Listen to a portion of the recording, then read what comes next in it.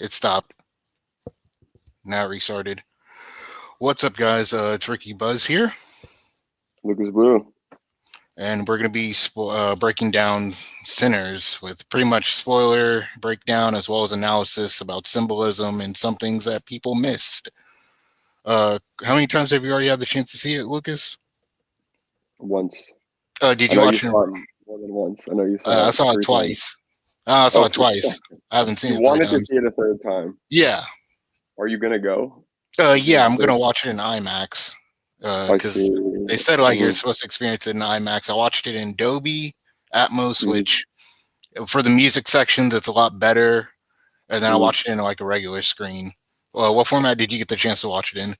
I saw an IMAX. I don't know, like if which one I like more. Like I don't know if I like IMAX more or Dolby more. I don't know. I think if I have to pick, I think Dolby. I'm more of a sound person, I think, than Yeah, screen person. I think, yeah, you know, yeah. For something like yeah, Dune, IMAX works. Like Dune, yeah, Lord of the Rings, or yeah. like a superhero movie. But for like music stuff, Dolby is definitely the platform or format to go with. Yeah, yeah, I guess it depends on the movie. Yeah, yeah, Yeah, yeah. But no, that's good. You're seeing it in every way. Yeah, just I don't know if you saw that 10-minute video from Ryan Coogler. I think it was Coogler and Kodak, and he yeah, talked about all the different formats. yeah. Yeah, that was Yeah, a good, especially good him education. expressing. Uh, so what did you think of this movie upon seeing like Uh, before like you saw it? Like, what were your expectations going into it, going in with like the yeah. trailers? No, okay. So when I saw the trailer, the first, like the teaser trailer, right? Yeah, It was very like horror centric. Like it was mainly focused on the vampire element, or I guess just the fact that there's something mysterious lurking, um, at nighttime in this southern, 1930s environment, right? But I yeah, just didn't know. But when I saw the trailer, I was like, like it's probably just. I know Ryan Coogler's a good director, but I was like, yeah, it does. It looks okay. It looks like it's gonna be a fine horror film. Whatever. Like I'll see it and I'll probably think it's solid, and then just forget maybe after a few weeks. But yeah, then the second trailer came out, and then people started saying that it spoils the movie. So then yeah, a I was little like, okay, bit. I'm not gonna watch. I'm not. Yeah. Well, now that I've seen that second trailer, oh yeah. By the way, for this video, for anyone watching, we're gonna go into spoilers. It's a full discussion. So I want to say, and okay, yeah, this is the warning. So I'll start talking about the trailer, which has spoilers. I would say, like in that second trailer, Haley Steinfeld, we see her turn, right, Yeah, ooh, we and gonna then kill every one of y'all. exactly, and then Michael B. Jordan, one of his characters, turns as well, and then Oh I'm like, yeah, oh, I'm like, yeah, I held it off because I heard that it was spoiling the movie, so I didn't watch that second trailer. So then I was like, all right, this movie, I'm not crazy looking forward to it. It's like it'll probably be fine, but I'll go see it when it comes out, right? And then a couple weeks before it's out, everyone's talking about it. Like all the yeah, people that saw the early screenings are yeah, saying it's so good. Like people I trust, right? It's not like those Marvels. Not no hate to Marvel. Like I like Marvel films, but it's not like yeah. it's not one of those Marvel early screenings where like the influencers go in Los Yeah. Angeles and they Marvel's just back. Best Marvel movie in yeah, years. exactly. Or like the Disney like they just go and or Star Wars all they just go and they sell. They don't care. They're just saying what they need to say to come back. It's just I Yeah, don't buy it. I personally don't yeah, buy it. But these viewers I trust. A lot of people I'm like, oh, he said it was good. She said it was good, and they said it was amazing. I'm like, oh, okay, then this will probably be really good. And then I saw it, and it did. Yeah, it fulfilled those expectations. So I thought the movie was great. Yeah, that was the whole lead up. But what did you? I know you loved it. I saw your social media post, but you can expand on that. yeah. I'd seen a lot of people said it was good, and I was watching a lot of YouTubers' videos because a lot of them saw it Monday night the week it came out, and I was like, okay. I'm like, it can't be Mm-hmm. that good because a lot of people are saying it's like top three of the year. Ryan Coogler is the best. I'm like, oh, okay. Mm-hmm. But upon seeing it again, seeing the trailers, the teaser trailer, I did think it was going to be a horror film. AMC on the app has it listed as a drama. I didn't expect it to Mm-hmm. even be 2 hours and 17 minutes. I expected it to Yes. be like about like an hour 45, hour 50. Mm-hmm. Then it came out Tuesday that there's post credit scenes, which I'm like, oh, okay. This might be like a Mm-hmm. little universe thing. Because even then, before I saw people saying like it's not just a vampire film; it's like a spiritual. Or some people were theorizing it might be a ghost tale mixed in with it, like Yeah. spirituality and all that. So I'm like, oh, okay, he might be setting up like a little horror universe around like black people. So, Yeah. but upon Like a yeah, Jordan it's Peele kind of thing, right? Like something yeah, like that. yeah, where like each one's different. Like he's gonna do Sinners and he's gonna do something else and he's gonna do something else. But yeah, Yeah. Because of the hint towards those post credit scenes, right? You're like, yeah, okay, they'll be building to something bigger than just a movie itself, right? yeah. Yeah. I didn't hear about that before going to see it. Like, I didn't know there was any post credit. Oh, so did you walk out? Are there are there two or Yeah, there's one? two. Oh, why? What's with the flags or the I don't know. flags Two. balloons? Sorry, I don't did I go know. like this? It's because he said two. I was like, No, but did you see the post credit. balloons? Oh, there. Yeah. I don't. Why? I don't know. That's so weird. Okay. But did you walk? The first time, did you walk out like right as the movie ended? Mm. Oh, Well, I okay. only So you. saw it once. I Oh, saw. okay. Yeah. Well, maybe. Okay. Let's go. Let's get there. Like, let's not talk about the post credit scenes now.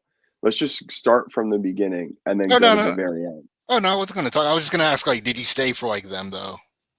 No, yeah, I did. No, Okay. well, Okay. no, because okay, what I was gonna say is that I saw the okay when the movie ends, it roll. I won't say anything about the movie, but when it rolls into the credits, you see like clips alongside the credits of that scene, and Yeah. then it goes into that scene, right? Yeah. But then I heard even after, like the way Marvel does it, like at the Yeah. very end, there's something else. Yeah. Okay, I don't know what that is. I have no Okay. idea. I heard that after I left after before that. Oh, okay. Okay. Okay. Yeah, but I want to keep. I want to save the surprise till Yeah. we get to the end of Yeah. this video, and then you can tell me. I haven't even looked it up or anything. So let's just start from the very beginning, I guess. Okay, so the plot of the movie basically two brothers, Smoke and Stack, played respectfully by Michael B. Jordan, are Mhm, twin brothers coming back to Mississippi to open their own juke joint or jazz club, basically a place for them to own their own business. They've just recently come back from Chicago after making it big up there, and they want to come back and spread the wealth to their friends and family as well as their community. mhm, And we start the movie off with pretty much a character we don't know yet, but will later be introduced to him entering a church. He has a scratch on his face, and he's walking into a church, and he seems traumatized, like something's just happened to him. mhm. And pretty much we are shown little glimpses of the night before.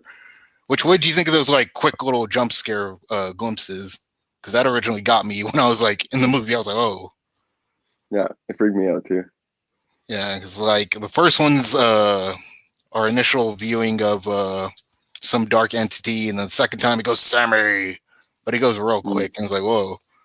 mhm, And you see the pastor come down, like, boy, what's happened? And then we're mhm, shown one day earlier, mhm. Yeah. as we're introduced to Smoke and Stack. Mhm. You want to take it over, or you want me to? Yeah, no, well, I guess we could stop there and talk about that opening scene. So basically, yeah, with that scene when Sammy Preacher Boy Moore steps into the church, I thought that was a great way to start it. Like I liked how he comes in and he's scratched, and then as is it his dad, the preacher? Yes. Okay, so his dad comes up and says Sammy, like, and he knows he was up to something, right? Yeah. He's covered So in blood as well. yeah, but he obviously doesn't know like what exactly that was. There's no way you could even assume Yeah. that is that right. But he thought, yeah. So anyway, it was a great way to start it because I love movies when they start with a bang. Like I like Get Out, for example, like Yeah. Jordan Peele. Like I like when it's like when he's in this not to go too much into that movie, but when like that movie just starts like the Yeah. Lakeith Stanfield's walking down the street in the suburb Yeah. and the guy comes in, Jackson puts him in the trunk, and then I think the title card, I don't know, but it like starts. And then Yeah. you're like, yeah. So I like when movies like start like that in an effective way that's very visceral. And it's not just like I know horror movies often start like that, where like it starts with a scene where there's like that first victim. Yeah. But it's usually kind of cheap, not like Get Out, but in other ways it's usually cheap. Like Blumhouse does it a lot. But I Yeah. think with this, immediately you know, like, okay, cinematography is on point, like the sound design is on point. Like it Yeah, immediately showcased all the qualities of the film in the first like what 30 seconds or however long yeah. that sequence was. Yeah, acting, everything. So yeah, I was like, okay, we're in for a good movie when that started. So, I think I was gonna say, what song are they singing in the church before he even pops in? Because even then, they're already bringing you into like, okay, there's gonna be a religious element because he's going into church. I think they're singing "Amazing Grace." yes. Well, I think so. I think you might. Yeah, I think you saw it twice, so you probably remember better. But now that you say it, I think it rings a bell. But what did you think about that that opening scene? Have you heard of a show called Preacher by Garth No, Ennis? no, Uh, have you heard of The Boys? like the superhero one. Yeah, Yeah, that's by it's made by the same dude. But I thought so in the show Preacher, it's also about like religion and demons and all that. I thought he was gonna yeah. walk into the church and it was just gonna be like a Mm. bloodbath immediately. Like they Mm. were just gonna go out the gates flying, and all hell was gonna break loose. Oh, okay. So that's what happens in that show. You thought Yeah, something like that was going to happen in this. yeah. He was gonna Oh. walk in, and then like the doors are gonna close, and we're just gonna see blood and hear screaming, and then it's gonna go to title card. Mm. I see. Yeah, yeah. Kind of almost like Nope or something like that. Yeah, Yeah, yeah, yeah, yeah. Yeah. I didn't think that, but you had seen Preacher, so I could see how you would think that. yeah. Yeah. I thought it was I gonna be like some kill happens in the beginning. Yeah, something like really gruesome, or like at least hinting to something gruesome, right? Yeah. Yeah, yeah. No, I guess yeah. I don't even know what I thought was going to happen. I just was just taking it in. But yeah, I guess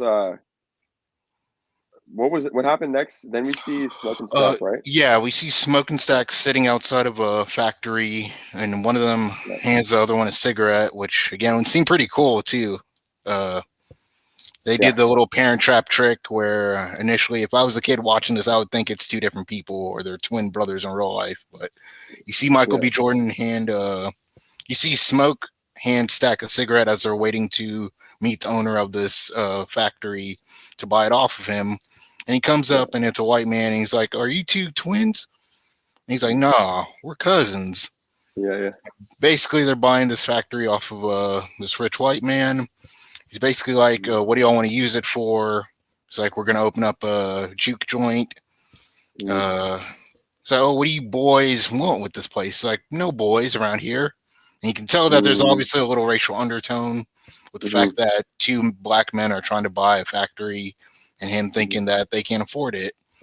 So mm, he starts to pull flash his gun. And that's mm, when Smoke flashes his gun, and then Stack comes around him, basically about mm, to double team him, but then he throws a bag of money. It's like, mm, you're not gonna get a cent more. And if mm, we see any of your clan members come around here, we'll send them on the way packing. It's like there's no mm, clan anymore. mm. Which I mean, if you're black or if you're American or you know American history, you know that's bullshit. Because Yeah, it's 1932 when this takes place, so the Klan is still yeah, well alive in the South. yeah. Yeah. It's almost exactly what I said in my video that I'm writing right now. But yeah, you're exactly. Yeah. Yeah. So yeah, yeah. They. So what did you think about that? The introduction to the Smokestack twins and Michael B. Jordan's performance, I thought like Michael B. Jordan. from that start. Yeah, yeah, yeah. Yeah, from that you could. From that it was a bit hard to tell who's who, especially. Mm, But later on, it becomes a bit easy to distinguish. But you could tell immediately the mm, personality traits are different. One's mm, obviously like a bit aggressive, wanting to aggravate and instigate stuff. Because mm, the minute the white man goes for his gun, Smoke goes for his gun. And Stack mm, is just throwing money. Like, hey, look, we're like Smoke is the more aggressive one. Stack is the mm, more professional one. mm. So you can immediately tell that there's already obviously distinction. But you could tell too Yeah.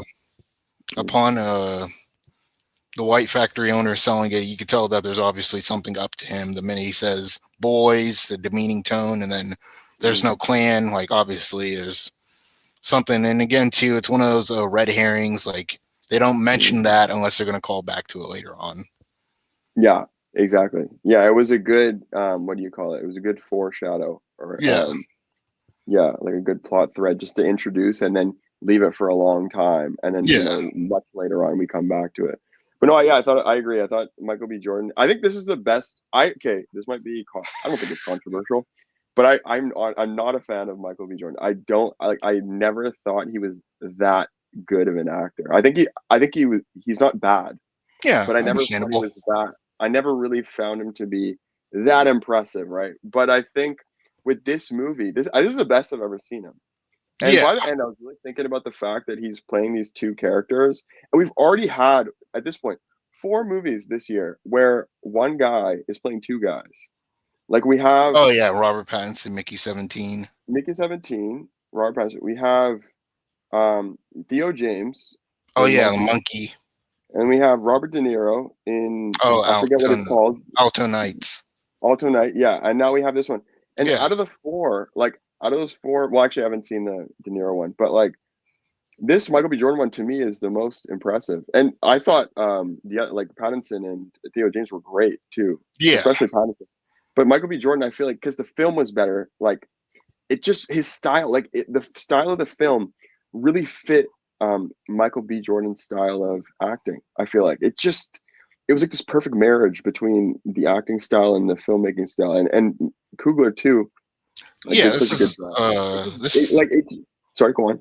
I was gonna say I think this is their fourth film together. They did Fruitel Station. Oh no, fifth. Yeah. Fruitel Station, Mhm. Black Mhm. Panther, Wakanda Forever, Creed, and then Sinners. So Yeah. yeah, this is basically a modern day or a black version of DiCaprio and De Niro, or Yeah, DiCaprio and Scorsese. yeah, DiCaprio's versus De Niro's versus yeah. Yeah. So, yeah, I thought it was really impressive. I was like shocked, but yeah. Anyway, sorry. We'll move forward to the next Uh, thing. It's good. Good start.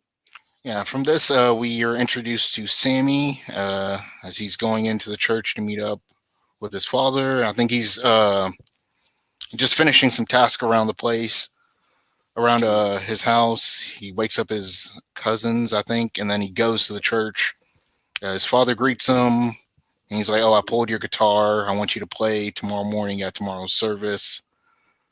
And you can obviously tell too, his father wants what's best for him, but he obviously wants to play guitar and venture on a different path. And his father's like, What do you need more than being in the house of the Lord?" Yeah. From this, trying to remember what happened. Oh, from this, Smoke and Stack come and pick him up. Mhm. They pick up Sammy. Obviously, any parent seeing like their child go off with someone they think is a bad influence is going to give him a stern look, because he had that look like, y'all don't get into any trouble. Mhm. They typically, especially amongst like black fathers, they have that look that Mhm. I don't like them. I Yeah. don't like them Yeah. look. Yeah. Uh, Sammy and them, Smoke and Stack pick up Sammy, and they're pretty much off on about to go pick up supplies and do a bunch of stuff. They go Mhm. off to the factory, I think, where they have another truck waiting. And that's when Mhm. we see first jump scare that got me was the rattlesnake, Mm. and them Yeah. dispatch of it pretty quickly, which did get me at first because the minute they move it, it just Yeah. hissing, Mm. and they're able to dispatch of it. They split up and go and get supplies that they need. Smoke goes into town Mm. to go recruit Bo and what's Bo's wife's name? Who's Bo? Bo is the Asian clerk. Oh. Oh my God. Yeah, I forget. I remember writing it. I can't remember. Grace is the Grayson wife's Kent. name. Yeah. Mm. Yeah, so pretty much they go into town. He sees a little girl. He tells her, "Hey, come here. You heard of the Mm. Smokestack Brothers?" He's like, "Yeah, well, I'm Smoke." Well, pretty much they're infamous in their town. Pretty Mm. much people who went off to Chicago, made it big, came back, so rumors and legends Mm. spread about them. So he Mm. introduced himself to this little girl. He's like, "You know who Smokestack Brothers are?" It's like, "Yeah, well, I'm Smoke. Don't worry, you're not in any trouble. Just need you to Mm. come sit here, watch my truck. If you see anything Mm. suspicious, just honk. Mm. I'll pay you 50 cents." And then he goes off to go meet up with Bo and Grace. Mm. Mm. He needs them pretty much to help make a sign for them and help get fish oil for food. Yeah. And Stack and Sammy pretty much are on their way to go to the train station to pick up Delroy Lindo's character, I think Delta Mm. Slim. Mhm. and recruit him to play harmonica. But on the way, we hear them speaking. He's like, "Oh, I heard you guys went up to Chicago. Heard Chicago's free. A free black man can be free up there." He's like, "Don't believe all Mm, the legends that you hear. The only thing mm, that's different from here is the fact that they have tall buildings." mm, mhm, And mind you, Sammy also demonstrates the fact he can play guitar. He's been practicing. mm, He's been practicing mm, his blues music. Uh, yeah, and Michael B. Jordan's pretty impressed. yeah. We get to the train. Oh wait, no.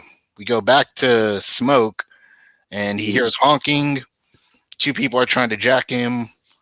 He shoots both of them, which is really funny.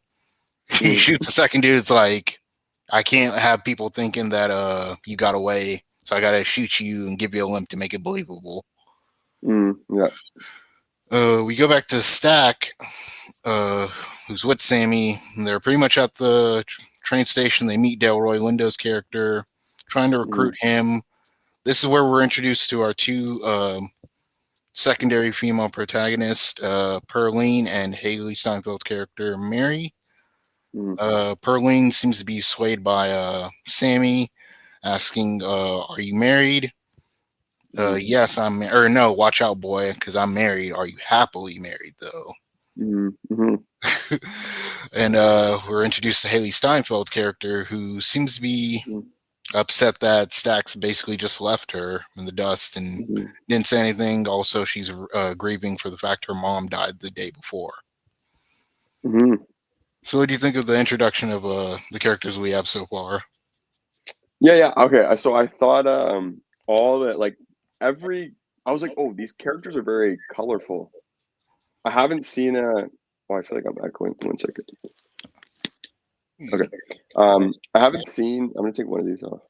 Yeah. Okay. I haven't seen like a movie in a while, I think, where you have this huge ensemble of characters, right?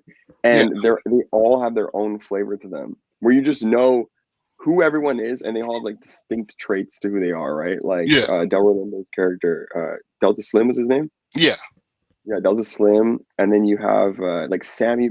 Sammy Moore is my favorite, like favorite character, favorite performance. Just I love that character, and he's playing it down to like what I don't want to downplay the performance. I'm saying it's my favorite, but yeah, the character is so modest, right, and so like subdued yeah, that I think it contrasts really well with a character like Michael B. Jordan's Stack, who he spends the day with, yeah, right?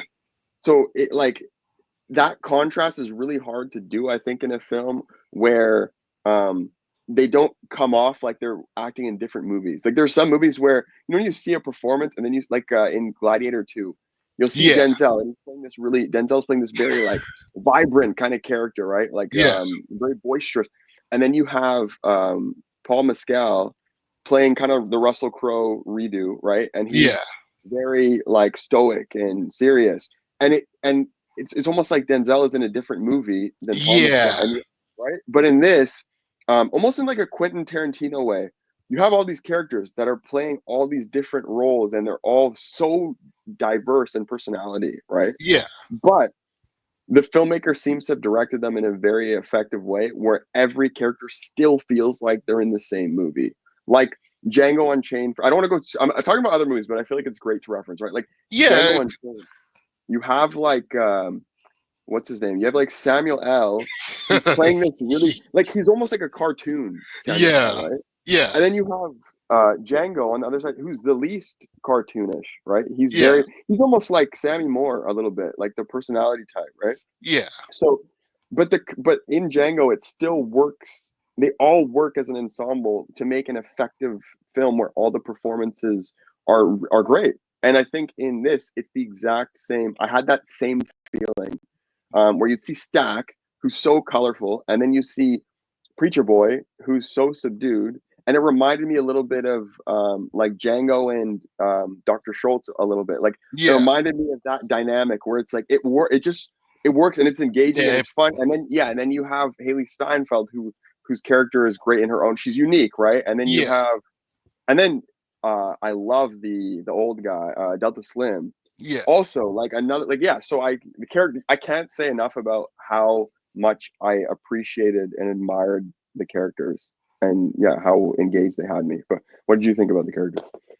I thought they were pretty good, and the fact he said referencing other movies, a lot of people have made the comparison that this is similar to Quentin Tarantino's Dusk from Dusk Till Dawn, which Yes, that was starts off the pretty same way.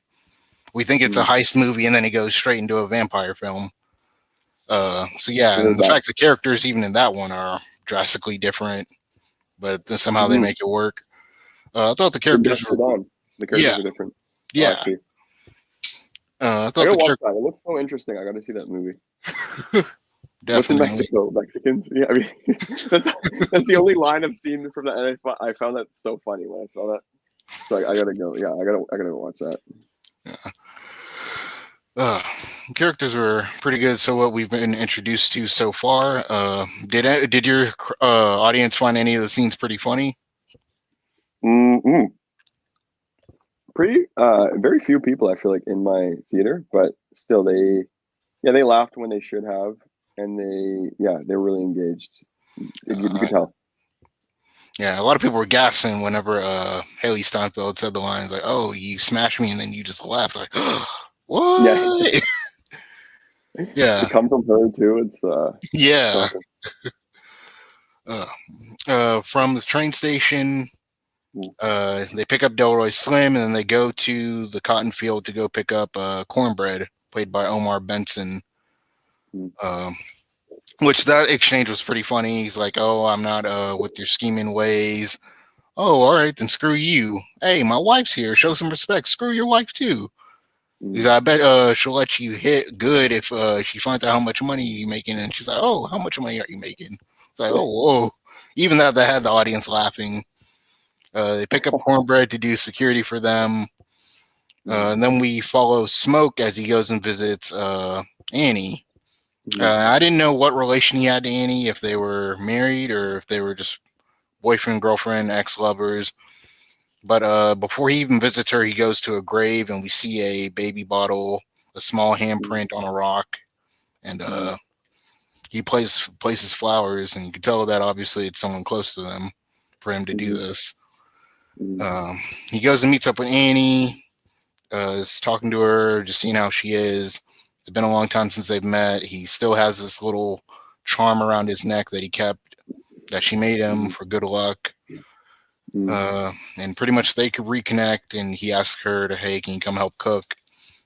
mm, We transition to this scene to a just drop down scene of a dude dropping out of the sky, mm, and he's on fire and he is running like something is chasing him. Which mm, we're introduced to Jack O'Connell, who plays Remick, and he goes to mm, this house and he's banging on the door, "Let me in," and they open it and they draw their guns. They're like, "You got to let me mm, in." They're chasing after me, and the couple are like, "Who's chasing after you? There's no black or brown people for miles out here." mm, And he sees, after he's pretty much their pleading isn't working, he sees inside and sees they have a Ku Klux Klan uniform. So he pulls mm, out gold and he shows it to him. He's like, "You can have it if you let me in." And upon letting him in, some Native Americans show up, two people on horsebacks, because a lot of people were confused as to why they didn't help. There's two people on mm, horsebacks, one carriage, and I think the person on top of the carriage draws his gun. The two people on horsebacks draw their gun, and one mm, of the Native Americans steps out and knocks on the door, like, "Hello, ma'am. Have you seen a man smoking on fire? He's not of this mm, world, and he's not who he says he is. mm, If he's inside, we have to act quickly." Like, "No, there's nobody mm. here." And they see that the sun's already setting, so they got to go already. So they dip out pretty quickly. What do you think of that scene? I thought it was great. Oh my god, yeah. That opening shot to that scene is in the trailer. I think it even opens the trailer, one of them, where he's kind of falling and stumbling Yeah, over. yeah, Yeah, the like the camera work and just the way the whole thing looks is the way it's directed. It looks amazing, fantastic. It's like one of those shots that you have to put in the trailer to just for the viewer to understand what kind of style we're gonna get, right? yeah. So yeah, I thought that shot is so sick, and seeing it in IMAX, I thought it was sick. And then yeah, once he talks to them, yeah, I think, well, this is of course when you really get into, obviously earlier as well, but this is kind of when you really get into the more thematic side of the whole thing, right? Like when the horror comes in, this is when you get into, like, I guess more of the commentary. Of course, in the first half of the film, there's commentary there as well, touching on sort of like the history and the true history and reality behind the lifestyle of these real, like, I know they're characters, but these real people who did live lives like these, right? Yeah. But now we're introducing the more supernatural side of the movie that's not real, but it introduces like a greater discussion, right? So I was like, all right, let's see kind of how the like I'm loving this movie as a drama. I don't Yeah. even when I hit that point, I was like, I don't know. In my head, I was like, I feel like they might mess up the movie because Yeah. I it's a good drama so far. So I'm like, I don't know if I need this. But then, yeah, the way the sequence goes, I'm like, okay, it's well directed. It looks great. There's, they're KKK members, the two people at the house, and then this guy's like an Irish kind of American guy, Yeah. right? So you're like, okay, this is interesting. Okay, so yeah, I thought it was. I'm like, oh, all right, I'm on board. I'm on board with the horror, right? And then there was a baby. Was there a baby crib in the house too? Not that I remember. I was watching a video and someone mentioned there was a baby crib, but I don't remember.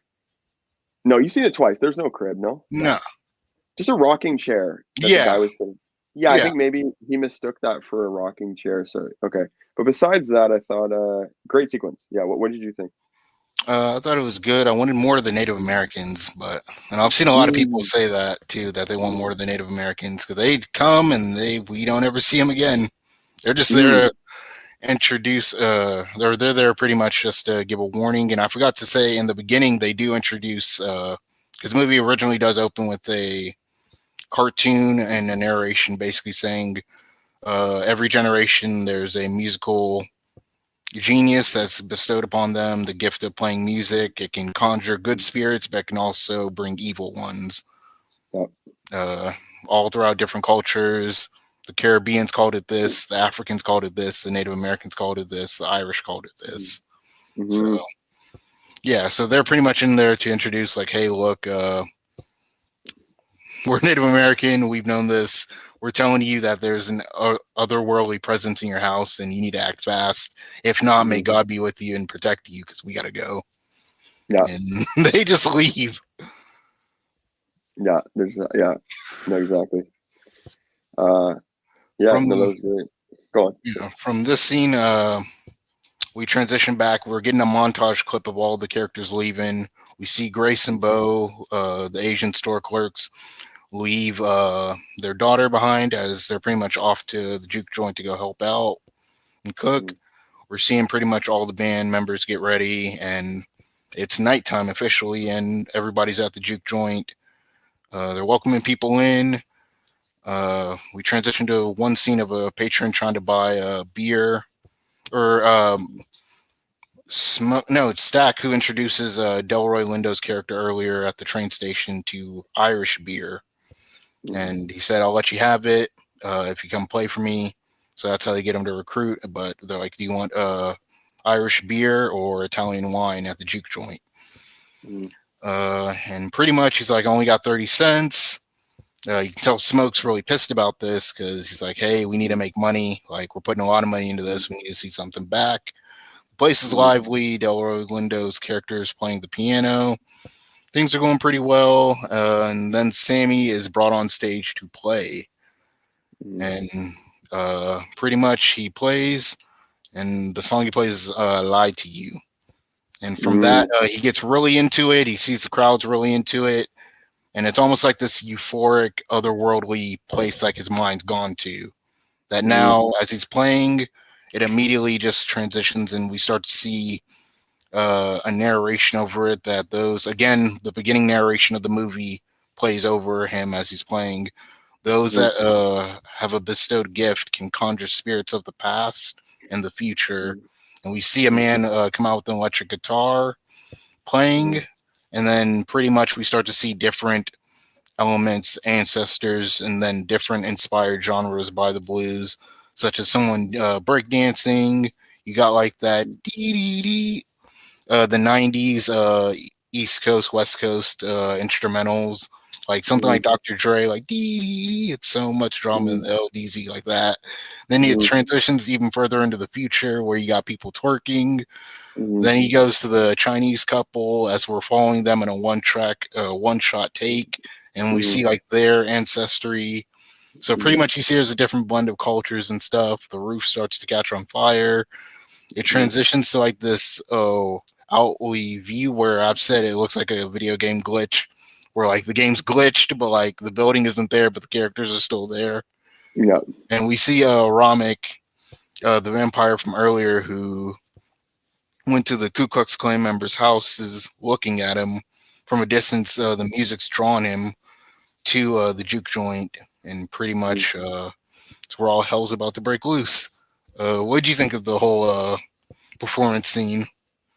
Yeah, that's like a huge, I know it's a huge talking point of the film, that scene, because it's the most surreal, I guess, or maybe like the first really surreal moment in terms of like the spirituality, right? Yeah. Besides that first vampire.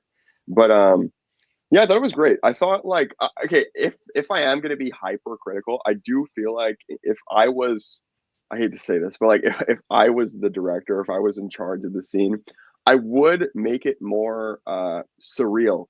Like having all those different generations of musicians, or like, different generations of musicians that have been influenced by the blues, and the generations of musicians that have influenced the blues or have led to the blues. Yeah.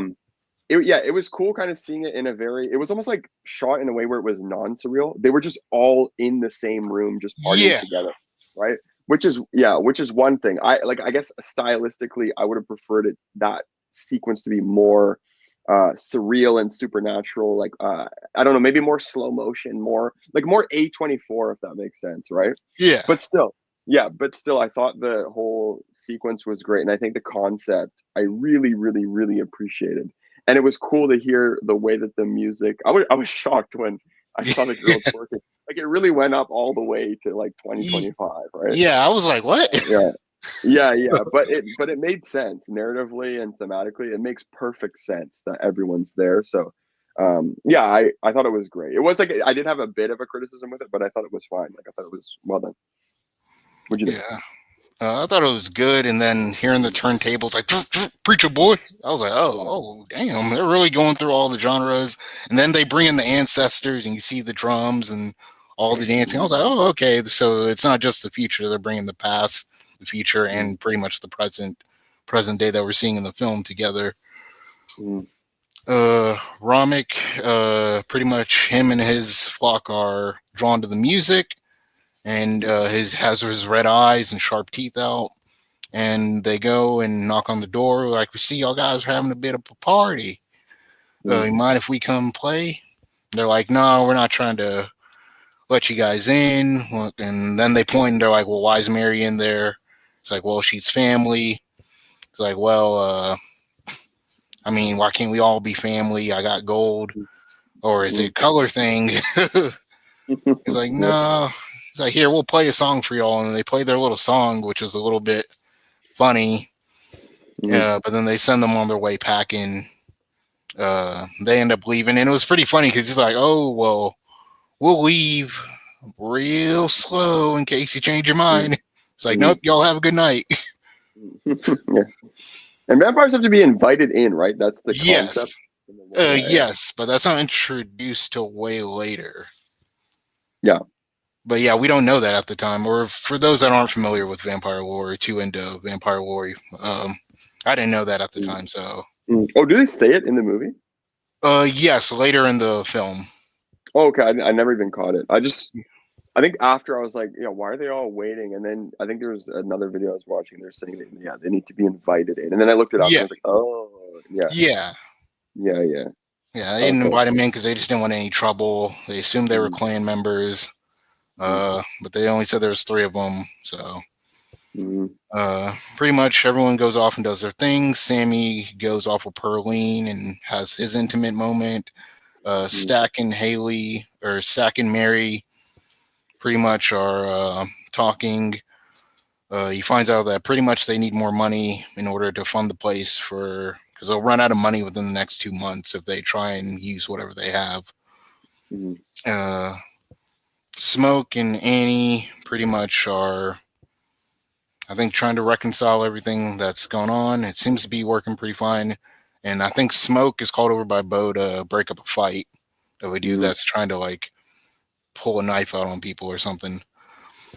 Mm-hmm. Uh, but Mary basically is like, "Hey, Stack, I'll go out and see what they want." She goes out, talks to them, says, "Oh, I can tell that you're suffering from pain. Uh, yeah, I can tell you're suffering from pain. I just lost my mother. I'm grieving. Oh, well, don't worry, you won't suffer anymore. I can help you relieve that." He's Mm-hmm. like, "I don't need your help." And then he turns and looks at her with his red eyes and like drool coming down his mouth. Mm-hmm. Like, "Oh, I can help you." Which immediately I would have been like, again, in Mm-hmm. 1930s, they don't know horror tropes or anything. If it's modern Mm-hmm. time, you're pulling out your gun and being like, "Yeah, back up. Go ahead. I don't Yeah, need yeah. anything." But her being like, "All right, I'm gonna just leave." She Mm-hmm. leaves. He leaps over in front, and we cut back to Cornbread at the front door, and we see Mary come in. She's like, "Aren't you gonna let me in?" Mm-hmm. He's like, "Oh yeah," and he lets her in. Mm-hmm. He Cornbread goes off to use the bathroom. Has Delta Slim watch the door. Mm-hmm. We start seeing Cornbread goes, which even this didn't make sense. He goes off very far from the door into the woods to pee, and Mm-hmm. then he starts hearing noises. Uh, Mm-hmm.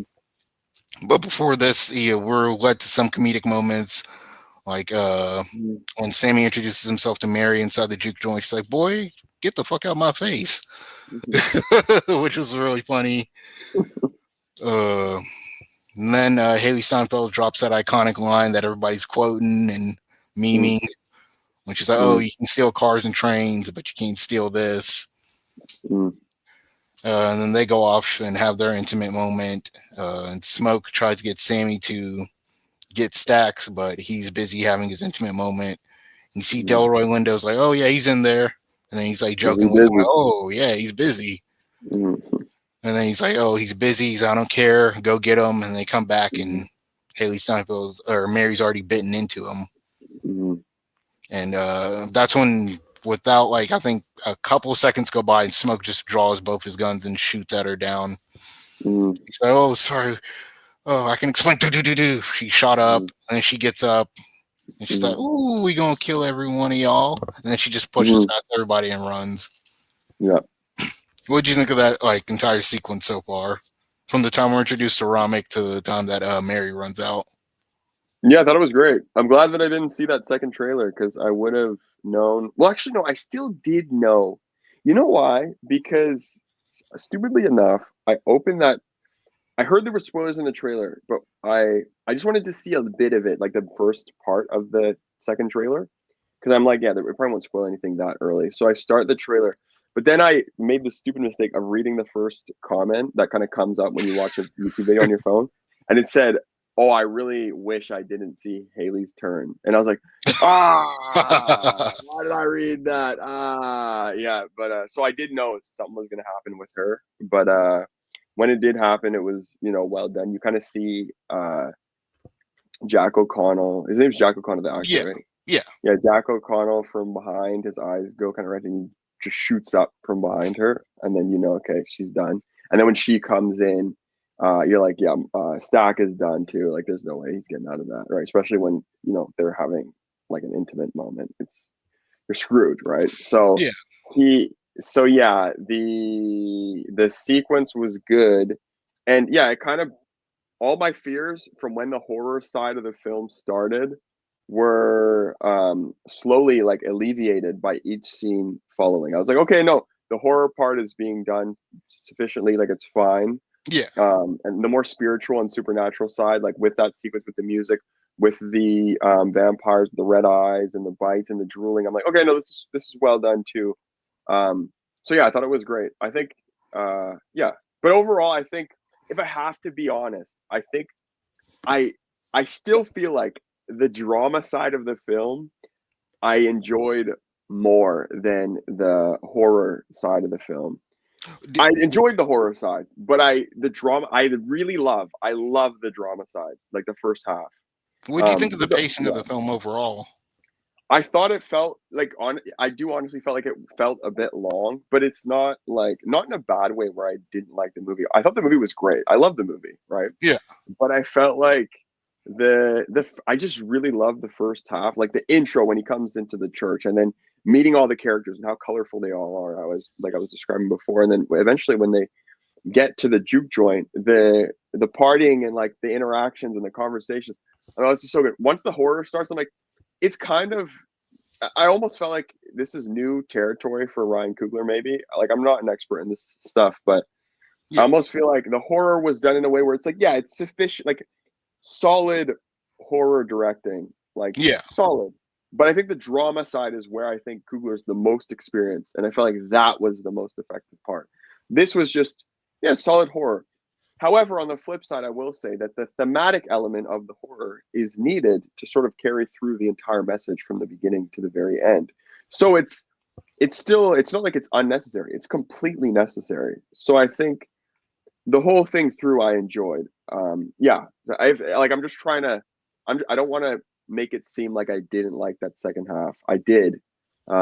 So yeah, it was great. I think yeah, it was great, and it was thrilling too. So yeah, what did you think?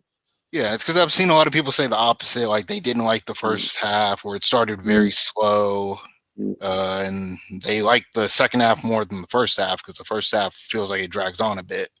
mm. But That's fair.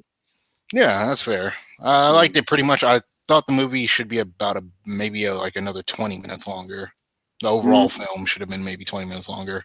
Yeah, that's the thing. Like, I'll quickly say, like, some movies that feel a bit long Yeah, almost almost could feel shorter by being longer.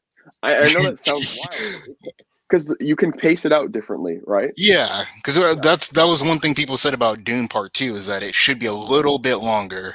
Like we know yeah, it's 2 hours and 45 minutes, but another 20 minutes might make it a little bit, or for some people, push it to being like one of the greatest movies of 2024. yeah. Like, yeah, I completely agree with that. Dune flew by. I didn't even it flew when it was over. I was like, oh, it was like I watched an episode of TV. It just flew by. Yeah, Then I can tell you, there are countless other films like that one with Brandy, the A24 film with yeah, Brandy. Like yeah, that one, that was like I don't know, maybe an hour and a half, hour 40, something like that. yeah. But I just remember like it just wouldn't end. I was like, oh, Oh yeah, when is this over? that's how Yeah. Opius felt. Open. Yeah. Opus. Same. I had the same Yeah, thought as well. I Yeah. was like, man, when's this gonna end? Yeah. So yeah, and maybe Opus could have felt shorter if it doesn't necessarily you don't need to edit it down. It's almost like you could keep more and pace it Yeah, out in a way where it keeps you engaged and you're like, oh my God, it's over, you know? yeah. So yeah, but sorry, I went on a tangent there, but go on. Yeah.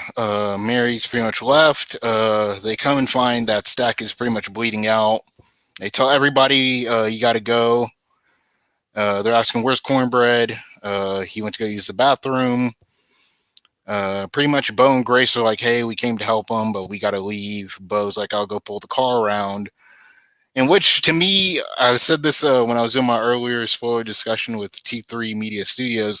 It's a bit weird that, like, from the time, hey, everybody got to leave to the time Cornbread comes back, that you don't hear any cars go by. You don't hear anybody. Because, some people will stay behind and sit outside and for another 20, 30 minutes talking. You'll hear people laughing. Like, ah, ha, ha, ha. You'll hear it from like inside, but it's like, it just went dead silent. Yeah. It was like you could hear a pen drop. It's like, where did everybody go? There's still cars outside. You don't see anybody outside. Mm, They pretty much figure out that Mary pretty much was able to get up after getting shot a bunch of times and ran out like it was nothing. mm, They lock Stacks in the room by himself. mm, Cornbread comes back. He's like, aren't you going to let me in?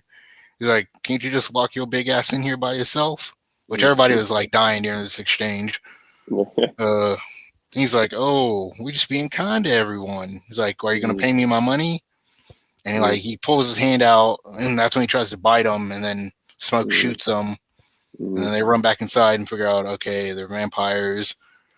Mhm. That's when Annie pretty much is like, I've only heard legends or theories that they might be vampires and that their soul is trapped in there with the evil entity.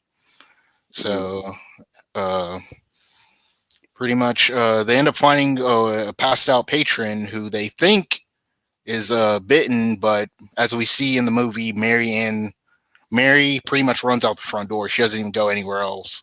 Mhm. Uh, Stax wakes up. He's healed.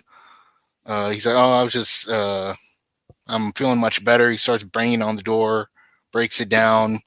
Annie throws garlic pickle on him, which burns him, and Mhm. he runs out the front door. Mhm. Then they find the drunken patron, and they're like, "Well, they both ran out the front door, and they think that he's covered in blood, and it turns Mhm. out to be wine." But they throw him Mhm. out accidentally, thinking that was the case.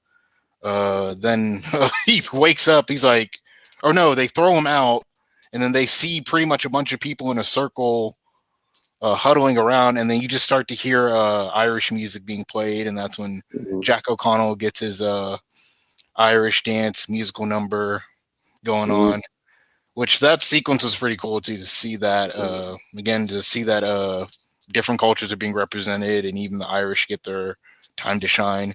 Which, what do you think Mhm. of that song? I actually liked it a lot. I forget the name of it. Rocky Road to Dublin. Yeah, yeah, yeah, yeah. I was looking up the yeah, like the point of it, like the point of the song. Um, yeah, like yeah, I was looking up my well, it's crazy because my brother-in-law is Irish, right? And he hasn't seen the film yet, so I'm very Oh, okay. curious to yeah to see like because the references are so subtle when it comes to that Irish element. Yeah, But there are like in that song, "The Rocky Road to Dublin." When I was doing my analysis, I was reading about the well, I guess it depends. I got to talk to him a little more about it before I upload this video. But it's kind of subjective in what that song means. So I don't want to give my conclusion yet on that track or that song, right? yeah, But the yeah, and then because he does also mention, I'm kind of skipping ahead, but I'll just say it because it ties with this. The he does also mention like the Christianity element, right? Or yeah, the religion, right? And yeah, there's a bit of reference to the British, the the oppression of the British yeah, so yeah, like there's like I'm so glad that the film, I say this in my video, but I'm glad that the film, it sort of goes across, it doesn't just focus on black versus white. I yeah, think in an interview where what was it? He was on Hot 97, that rap station yeah, or hip hop kind of station. The Ebro was like, "Oh yeah," he's like, "I'm so glad you made all the white people vampires and you made all the black people the good guys." He's like, "These white people, they're vampires." And then Coogler was quick to interrupt and say, yeah, "No, no, no. They're all like, it doesn't matter, white, black, whatever." He's like, "I have people of all different backgrounds and different colors in this movie, and anyone can be a vampire, and anyone cannot be a vampire." yeah. And it expands the thematic conversation to not just black Black and white. versus It's like white. Yeah, Irish and British, right?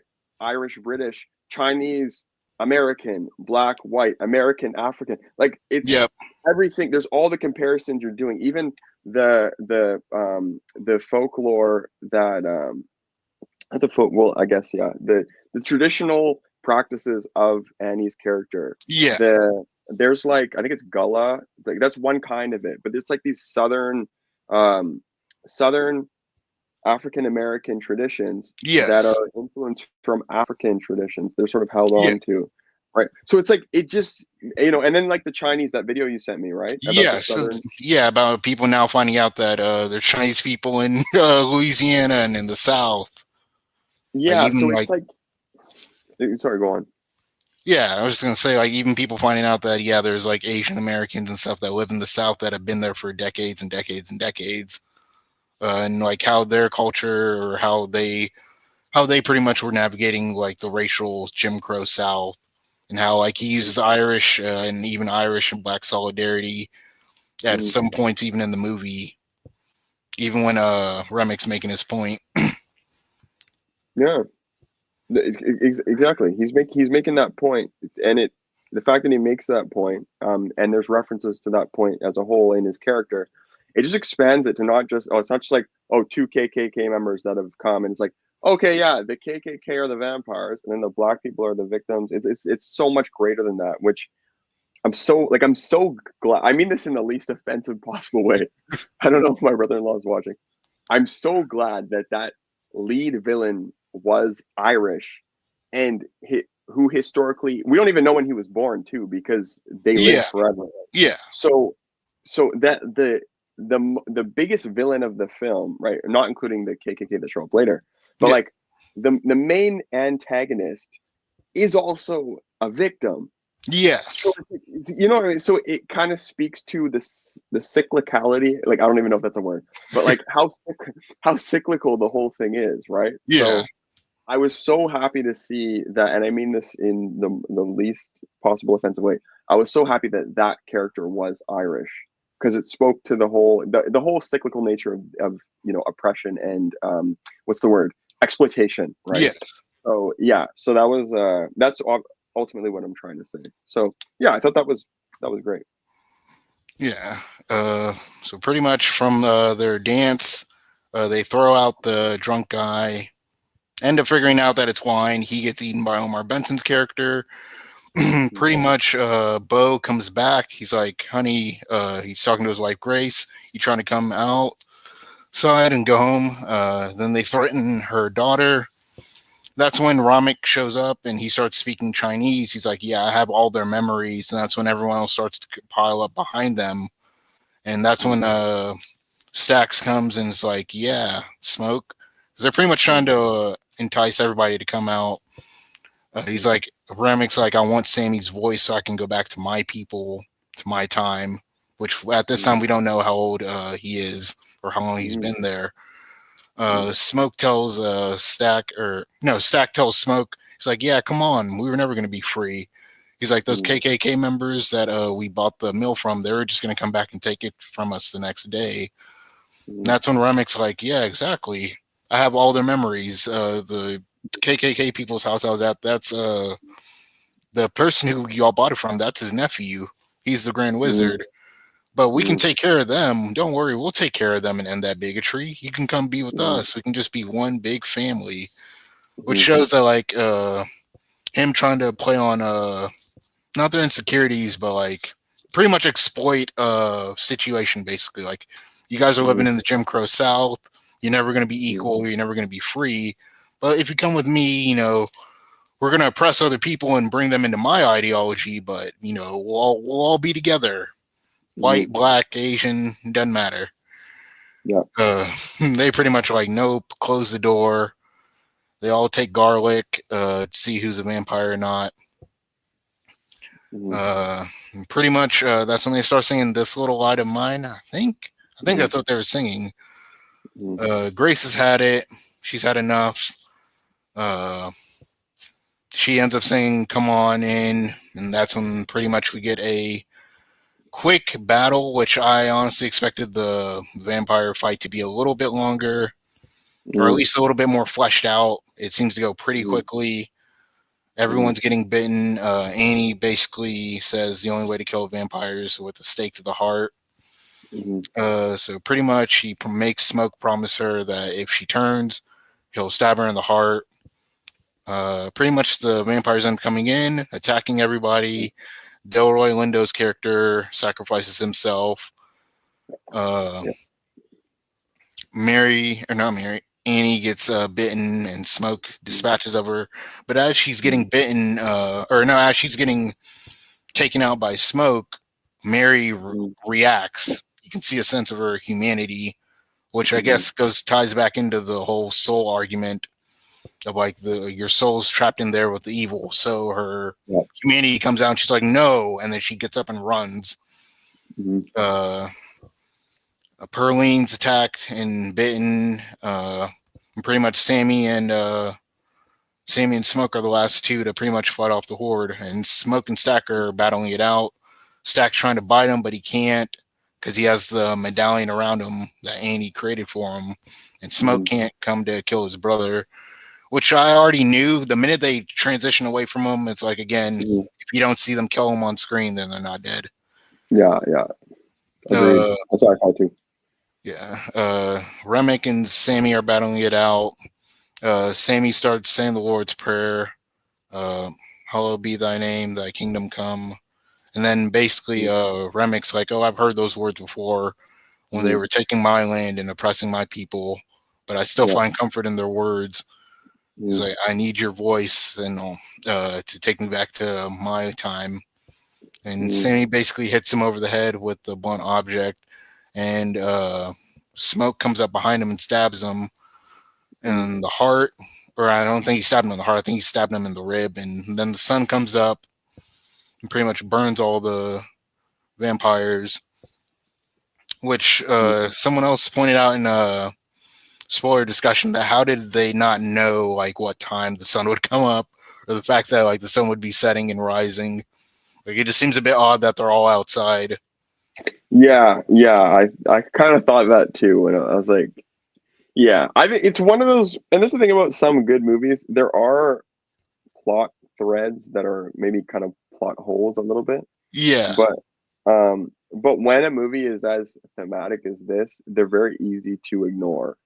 yeah, Yeah, yeah, yeah. And there could be maybe a detail I didn't catch that kind of justifies the whole thing, but I didn't. Yeah, I agree. It never bothers me like these kinds of things, not at all. yeah.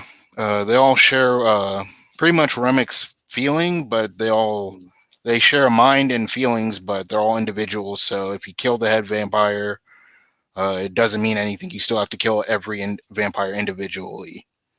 Mm, So even with Ramic gone, Haley Steinfeld's character is still able to run off and do her own mm, thing. So she's not under mm, the hive mind as much. yeah.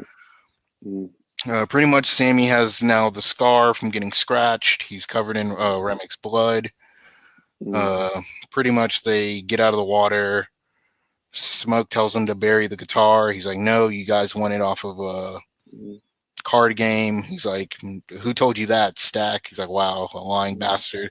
That was our mm, dad's guitar mm, from pretty much when we were growing up. Just take it and bury it. I'm gonna stay back here and deal with this." And then we mm, start to see Michael BJ trembling, which seeing this in the trailer, I was like, oh, okay, this is mm, interesting because he's trembling. He can't like roll up his cigarette, and then you see him with the mm, machine gun in the trailer. But seeing it here mm, in the film with more context makes more sense. mm, He takes off the medallion, which I thought was pretty much his death wish of him signing off that, I'm done. mm, I have a death wish. I have nothing to live for anymore. mm, Uh, Pretty much, we get a narration again that Remix basically saying like, "Yo, you thought you were gonna own this place, but it was just under control of the KKK, or the KKK was gonna come and take it back from you." We see him waiting for the members. He guns down most of them, shoots them, and then right before he kills the last dude, as he's mm, on the ground wounded, he sees a mm, vision of Annie and their baby. She's like, "You want to hold him?" Which mm, this immediately made me think of Black Panther. Whenever mm. Black Yeah. Panther's, yeah, whenever Black Panther's in the astral plane talking to his father. Mm. I didn't Yeah, think about that. yeah. Uh, Pretty much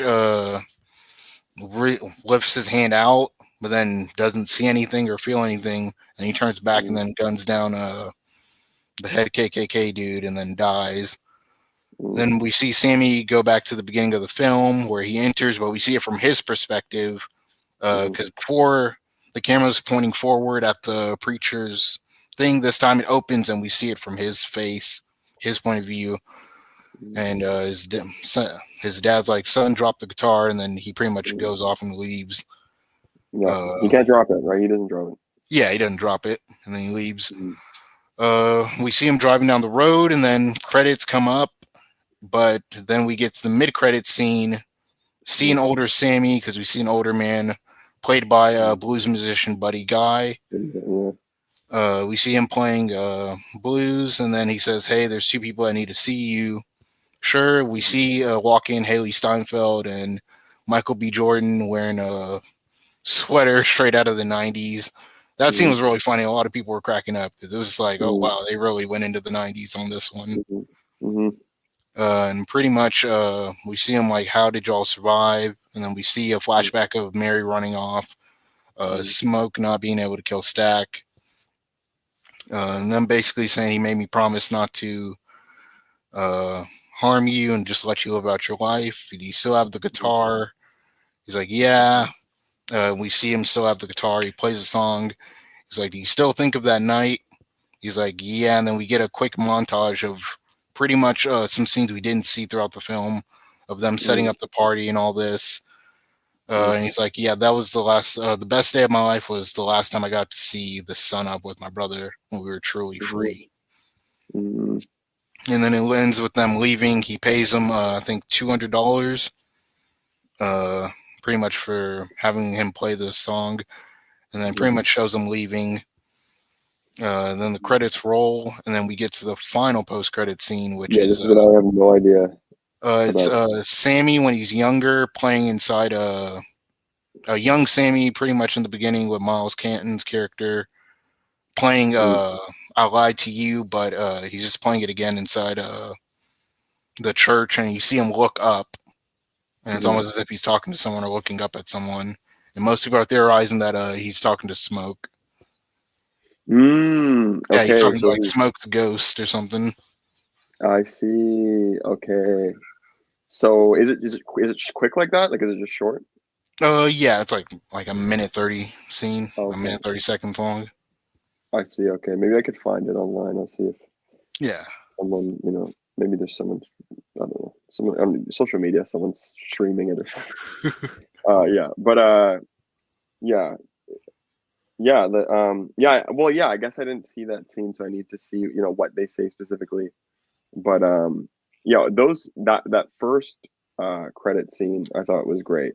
At first, I was like, "Ah, the movie's over. We don't need all like it was. Don't yeah, ruin it, right? Like, yeah, don't stay too long." But then, from what I saw, I was like, "No, this is a great like what's the word like epilogue, right? Like it yeah, was a good."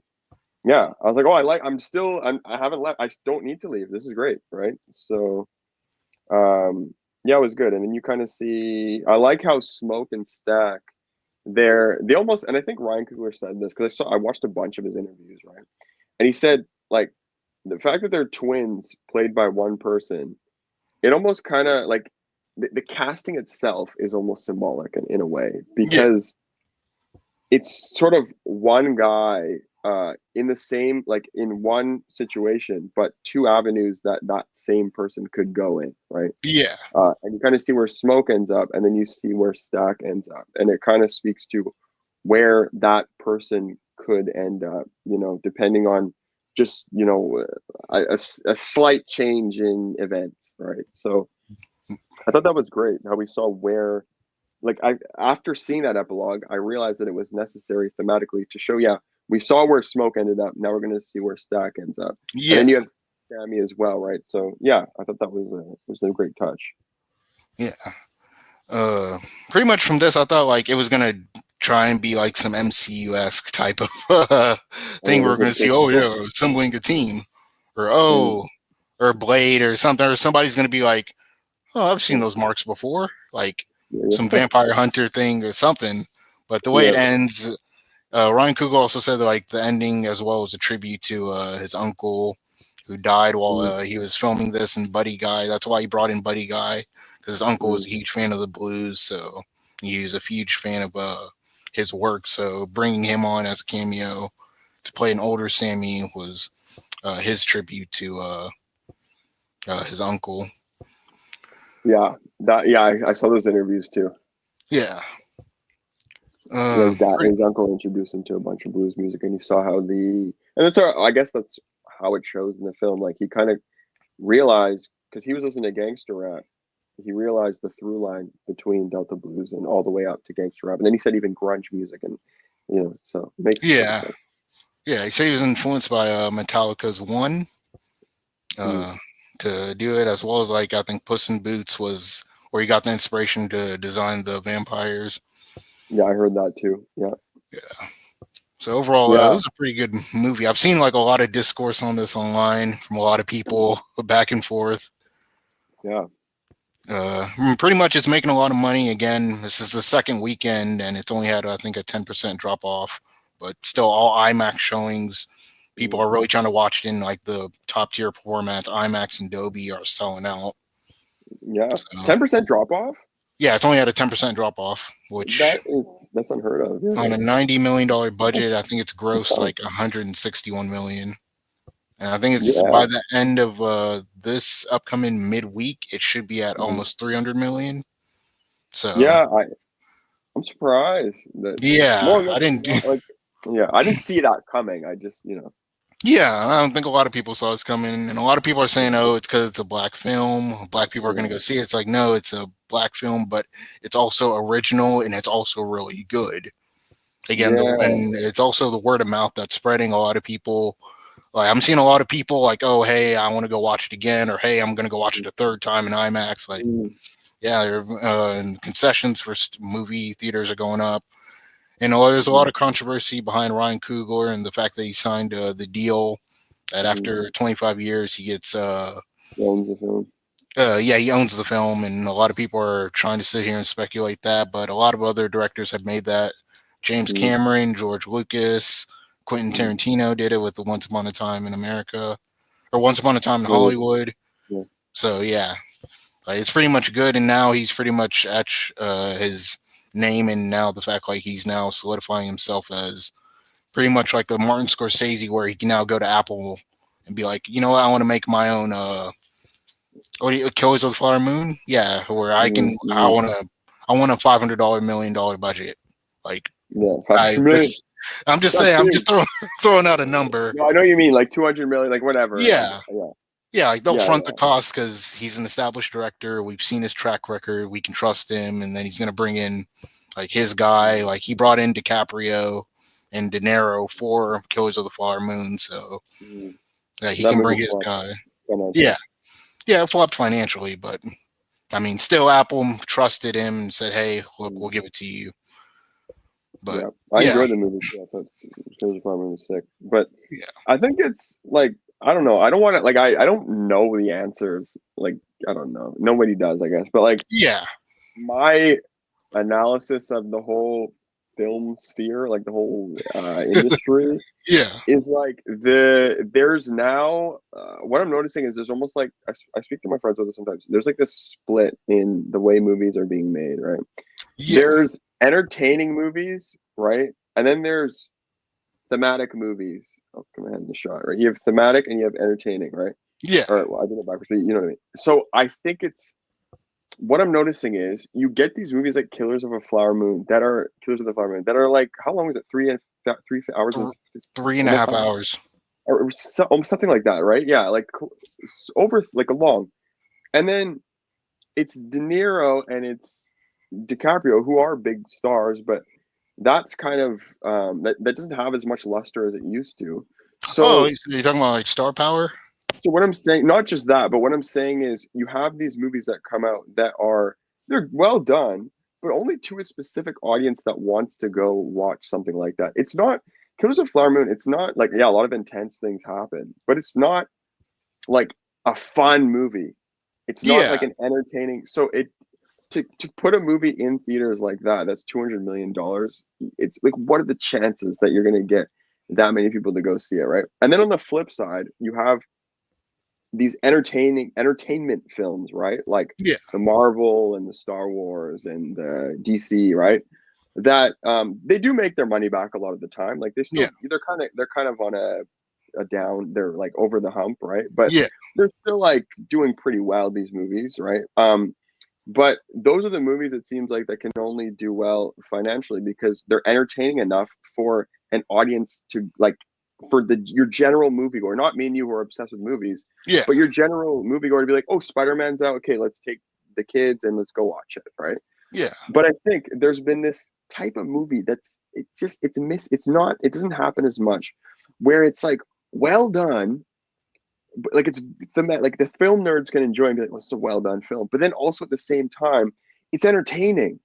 Like it's yeah, like it's engaging and it's so your general moviegoer can watch and be like, "Oh, this is good." Like it's well done and it's entertaining. So I think it kind of this movie I feel like kind of fills that gap that Hollywood I feel like has been struggling to fill. I feel like right now I'm not even doing the point justice in my head. I feel like if Yeah, I almost could make a whole video on this you should. You theory. should. You should. Yeah, because there's more. I think there was a period of time where obviously it's a different industry now with streaming. Now, Yeah, what's the point of even, what's the draw to even going to a movie theater at this point? Like back in the day, okay, I don't want to go, okay, all I'll say is this. I don't want to go too much into this, but and then we'll end the video, but I just want to quickly say, back in the day, you would watch TV on TV, yeah, and the picture quality was not as good because it's standard definition. It wasn't high definition, right? yeah, The actors were not as famous. They were like lower tier actors that were on TV generally, right? yeah, And then the shows themselves were lower budget. They were lower quality, right? So sound isn't as good. Audio isn't as good. Video isn't as good. Actors aren't as famous. They're still talented, but not as famous. yeah, And then the quality, like the budget, is lower, right? So going to the theater, you pay the $15 for the ticket, or at the time probably less, like $11 for the ticket. You would go see like DiCaprio, Pitt, whoever, right? And there was a reason to go. Better sound, better picture quality, bigger yeah, screen. But it's like, but if you fast forward now to 2025, all of those things we have it at home. It's like yeah, sound yeah, quality, picture quality, actors. We have Zendaya's in Euphoria. We like, you know what I yeah. mean? Pedro We have all the Pascal and Last of Us, like they're able now, like with streaming, they're able now to get movie budget on TV format. exactly. So there is absolutely no reason to go. People are like, oh, sequels. They do is sequels in theaters now. But I understand why the industry is only making sequels, because there's no reason for you to go to the theater to watch a movie. Because Yeah, everything before that was the reason to pay the extra money was now we have. So there's no sorry, I'm getting very passionate about this, but yeah. So yeah, the only time I noticed that average moviegoers go to the theater is when it's something that either they can bring their whole family to, and it's yeah, like Spider-Man or whatever, or it's a legacy sequel that reminds them of something that's very nostalgic, right? yeah. Um, Top Gun Maverick. yeah, or in the rare case like Sinners and like Barbie, where Oppenheimer. Oppenheimer, where it fills this void where it's like, this is a well-made movie, but Oppenheimer's a little different, but like it's well made, but it's also entertaining and funny and action filled, and so Yeah, yeah, that was the whole. I had to go on that because it's been sitting with me for quite some time. yeah. Yeah, but sorry, I'll let you speak on it too. I want to hear what you think about that point that I just made. I was gonna say there's probably more of lust or hunger for original content. Because again, out Mm, of like what's come out this year, we've had a bunch of original stuff. Magazine mm, Dreams, that's one mm, people are talking about acting wise. Jonathan mm, Majors, phenomenal. And mind you, the yeah, director of that, it's his first time directing, his mm, directorial debut. The yeah, Monkey, yeah, Better Man, the musical biopic, mm, Sinners, a few other ones. Uh, trying to think, not accountant two, something else. We've had mm, some, I'll have to look real quick on phone. Go to AMC app. But yeah, pretty much like people don't want to see sequels because most of the time it's like I'll just wait online. Warfare, mm. Freaky Tales, Minecraft movie, again a video game property, which those are starting to become popular. But just they Oh want my new god. and original stuff instead of like legacy sequels. Yeah. Death We of a have, yeah. Unicorn, Working Man, Ash, Black Bag, Mm, Novocaine, Mickey 17 again, original, mm, original idea, original concept. But also mhm, too, I think like someone was making the point that in order for movie theaters to also have the aura and draw of what they used to, they need to make films in specific formats. Like mm, again, yes, you can watch Sinners in a regular theater, yeah. but it'll feel different. And there's also a need that you have to watch it in not a need, but like it's better if you watch it in IMAX because they'll switch the aspect ratio. It might be like Mhm, a little smaller, but then in another scene they stretch it out wide. yeah. It's kind of like how like they used to do 3D before 3D got Mm, overexposed.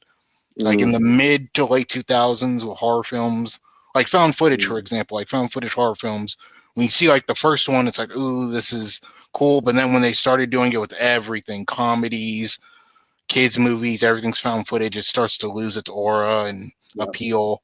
It starts to get overhyped. So pretty much like movie theaters need to like, especially with filmmaking, they need to have it a certain way that, hey, in order to like really experience this movie, you got to see it in Mm, Dolby to get the best sound, or there's like a mm, special sound in the middle of the movie that makes it mm, more appealing. Because now most people can sit there and be like, well, I have all this stuff at home, I can build mm, it here. And even with Sinners, they announced with the Blu-ray, they're gonna make the aspect ratios similar to what it was in IMAX. So when you're mm, watching it at home on DVD, mm. it'll change the format similar to what it would do in the movie theater. So I see. that's also a draw to get people to also buy the Blu-ray as well. Like, oh, okay, I Mm, can get the same thing that it was in IMAX at the theater on DVD mm. now, as well as the Yeah. fact that it will also help push physical media because with streaming, as we know, they can take off any content they want at any time, and you can't ever get Hmm. it back. Yeah. Or even Yeah. if you pay They are for the. it, yeah, even if you pay for it, they can take it off. Hmm. But if you own the physical media, you physically own it forever. Yeah. So yeah, are you gonna? When are you planning on seeing this again, or if you plan on seeing it again anytime soon, or are the theaters booked up for you? Or No, I don't think I'm seeing it again. Well, not in. I think I'm good. Like I saw it once and I'm good with it. But I'll probably watch it again, maybe with someone who hasn't seen it. Uh, yeah, but later, maybe when it's on streaming or whatever. Like I don't think I need to go back to the. It's very rare, I think. Well, actually, I used to. Like we've known each other for years at this point, but I used to see movies twice yeah, for every analysis video that I did. Right. yeah, Um, but now I don't do that anymore. I just see it one time because I yeah, kind of you learn to like you just recited the whole film and you probably could have still done that had you not seen it the second time. yeah. So yeah, I'll see it again with someone who hasn't. Maybe my brother-in-law, my Irish brother-in-law. Oh, I'll see it with him maybe. I like but yeah, but yeah, the movie was great and yeah, I'll watch. I'll watch it. Yeah, I'll watch it either with my Irish brother-in-law or later when I've forgotten enough of it so that when I see it again, I'm like, oh yeah, that was good. So yeah, but it's a great, it's undeniably like a really well done, great movie. So yeah. And Coogler has done fantastic. Michael B. Jordan, all the female actors, Haley Steinfeld wants. Oh, I do not want to butcher her name. Let me Google it real who? quick. The one who played Annie, the Oh, okay, I don't even know who that Smokes, is. Lin Jun Lee, who played Grace, Mm, and I know her last name's Thompson, the one who played Perlene. mm. Uh, Jack O'Connell was fantastic, and Miles Canton, the guy who played Sammy, that's his first time acting ever, and Yeah, he no, looked like a seasoned veteran. Uh, his music, again, he's made music for years, but this is his first time acting, so yeah, I hope like see him go off and do big stuff as well. yeah, Uh, Ryan Coogler's pretty much now cemented himself. mm, I think this is going to be the most profitable film of the year. That's original, not like a mm, reboot or anything. So this is really yeah, good, and yeah, hopefully it sweeps at the Oscars next year. yeah. We'll see. The horror element, I think, might make it a bit of a challenge, but I think hopefully they're more accepting this year of Yeah, that genre. I guess. yeah. Well, they came out and said now that pretty much moving forward that all Mm, movies that are nominated for Best Picture that every Academy mm. member has to watch them because Yeah, it I came heard out that. that yeah, it's come out that pretty much all of them were watching them. So now it kind of Mm, makes it feel like so all these years, all these movies that have won mm, Best Picture, mm. like most of these people weren't watching it; they were just voting. Yeah, So yeah, it kind of makes it yeah. feel a Like, little inauthentic. So, but yeah, I yeah, figured anyway. Like, yeah, I don't put uh too much time or like too much mind into the Oscars. Like, I yeah, do watch them every year. I always yeah, watch, but I don't like it. Like who won? Honora just won all them a bunch of Oscars, yeah, and it's a good. And no, I think Honora is great. yeah, it was great. Best Yeah, but it's actors, like yes, but Best Picture, I don't think Best Picture.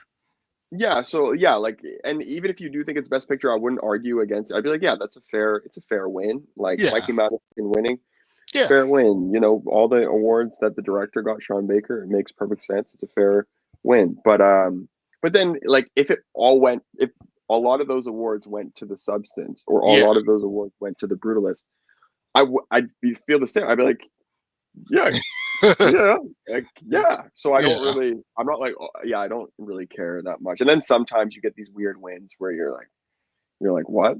How could that guy win or that girl win? You know, so yeah. Jamie Lee I Curtis. don't, yeah, yeah, that was a big one where I was like, what? But it's like, yeah, but you just can't put, it's fun to watch. Like, I think it's cool just to see like who's going to win. Right. But then that's it. It's whatever. Yeah. Yeah. All right, that's been our analysis spoiler breakdown of Sinners. Definitely go check it out if you haven't. I would say it's Sunday, April 27th. It will be in IMAX until April, I think the 1st, which is when they're going to take it out for Thunderbolts. So if you haven't had the chance to see it, definitely do. Take your friends or family to go watch it and have a blast. And let us know what you think down below. This is Ricky Listen up. Buzz Lucas signing off. Camille.